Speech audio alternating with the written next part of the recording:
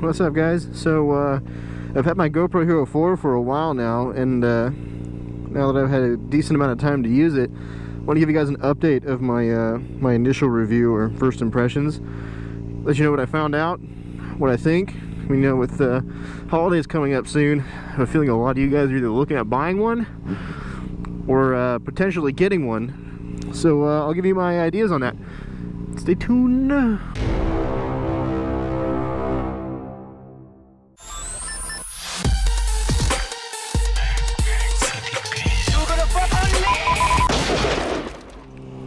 So this is actually the GoPro Hero 4 Silver, which means it has the screen built into the back. I did not buy it for that feature at all. I was not at all interested in that screen, and I'll tell you, my mind has been changed on that.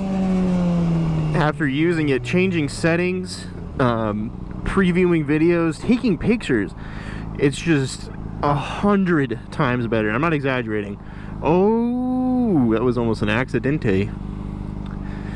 But no joke, you can delete a single video from your GoPro, and then you can just keep on going. So if you're not near a computer, you don't want to erase everything, it really, really helps out. So for someone that's not like professional and just kind of playing around, it's perfect. It makes it really, really good. So from that, you do not hit me. But from that aspect, if you're looking to buy this as a gift, like that, the 4 Silver, that is the one to go for anyone. It's they may not be, you know, too concerned about the screen, but in the long run, they'll be thanking you. And if you get one that has the screen, I recommend trying it out and using it before you trade it in for the black. I've definitely had my mind changed on that. I love the screen, and if I had to do it all over again, I would definitely get the screen knowing what I know now. So that also brings me to another thing that I mentioned in my first video that bothered me, was the proprietary systems on the GoPro. When you plugged it in via USB to view your videos on like a full screen, that you would have to download it first to a temporary folder, then it would open it. That's still the case, even with this the new update that they pushed out. And I believe I found out why. It has to do with the bit rate of the video. It's so high that streaming it via USB from the GoPro would just be too taxing. I'll get onto that in a minute, but I believe that's what it is. That's still an issue. You can get around it by, if you have an SD card, like the big card adapter, and you can plug that directly into your computer, then you can play it directly off of the SD card without having to download it. But if you do that with a USB adapter, it will not work. So there's no way around it. It is what it is, and I mean, I don't think it's going to change. So that's just one slight drawback of having to download it. And then you got to make sure you find out where it goes in that temp folder, because at least with my machine, it does not automatically clear out. So it'll just start chewing up space like crazy, especially if you use it as much as I do.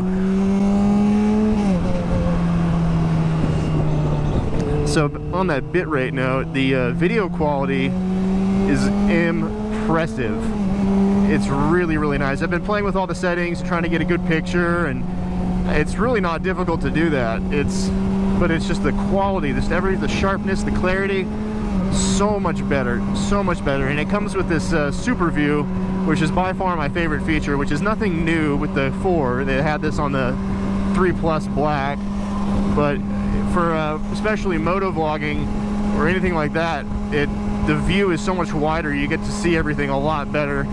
Just a much better impression, especially for first person viewing. Like right now, if you're not used to my channel, if you're new here, I have it mounted to the front of my helmet, right where my mouth is. So this kind of gives a really nice first-person perspective. Like, you can see my hands and grabbing things and all that. You can see the bike. Really, really, really cool. I really like that. It's the biggest point, but it comes with another negative where the files are so big and the bitrate is so high that editing becomes a bit taxing. So if you're an amateur and you don't ever use GoPros, your first GoPro, you can use the GoPro software, the free software that comes with it. You can download it, and that'll handle it just fine.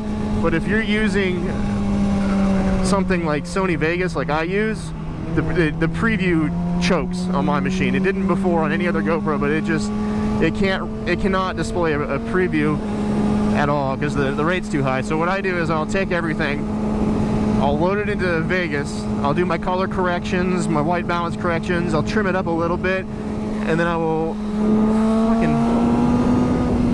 I'll render the whole thing out into the highest format I can, but knocking down the bit rate a little bit. And I can probably do a video on that later, but then it makes it much easier to manage. So I'll take that file and then I'll put it back into Sony Vegas, and I can do my editing, and the previewer works just fine. And the quality is still very good. Using the GoPro app, it knocks down a lot more quality, but if you're not really interested in that, it's still a great tool to use. It doesn't have all the features, but it's free. It's free, so don't worry about giving it as a gift. Just tell them, hey, use the software from GoPro. GoPro.com has all the questions and answers. Really good stuff. Really, really, really good stuff. But the quality is so good. Oh, it's just like, I mean, you can see, I'm on a freeway, and you can see in my video on YouTube, if you have this in highest quality, you can see the freaking lines, not like the lines on the side, but the cracks in the pavement and the little blotches and whatnot. Those are really there. You're able to see that. That's impressive in my book. Most GoPros you can, but it's just so crystal clear. And I'm not even shooting at 60 frames per second.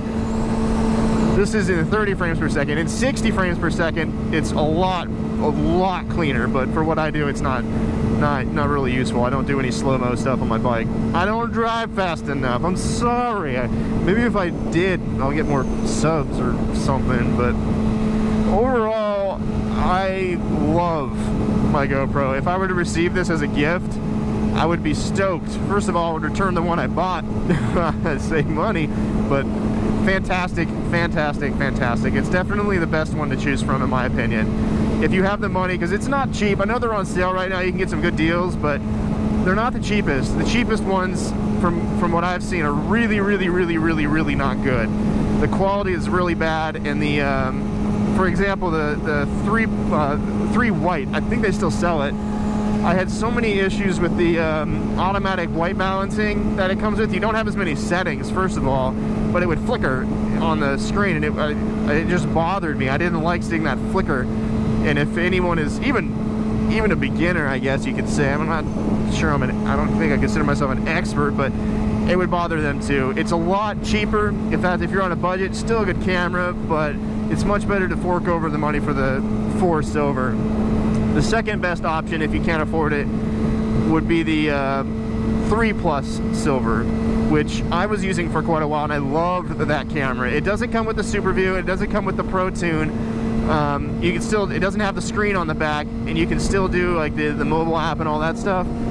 But it's the quality is still decent, but it's nothing compared to the Silver 4. Nothing. It is in my opinion worth every single penny. The black, I don't have a lot of experience with the black. I know there's the main difference is there's no screen, better processor, a little bit better quality, and it can shoot 30 frames per second in 4K, but I can't even imagine trying to edit that with my machine. I'd have to buy more computer parts just so I could edit that thing. Holy crap.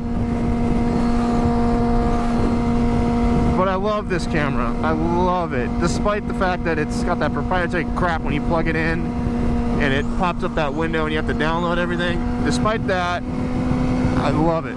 Love it, love it, love it. Even the bit rate being real high, I can handle that because it's a trade-off. You get the quality for that high bit rate, and I will prefer quality and spend a little bit more time rendering and editing to get that quality. Frickin' mirror! So if you're new to my channel, I mean, this is a lot of what it is. You know, it's me on my bike. If you like my stuff, you know, go ahead and subscribe. It's not all about motorcycles. We're talking about other stuff. Trucks, girls, all that jazz. But don't feel afraid to subscribe. And if you have any questions, also, go ahead, comment away, ask away. I love to answer these questions as best I can. Any examples and stuff like that, and also give, oh man, did you see all that poop on that car? Oh, a lot of turds. So with that being said, I hope you guys are having a great Friday, and hope you have a good weekend, and I'll talk to you guys later. Peace.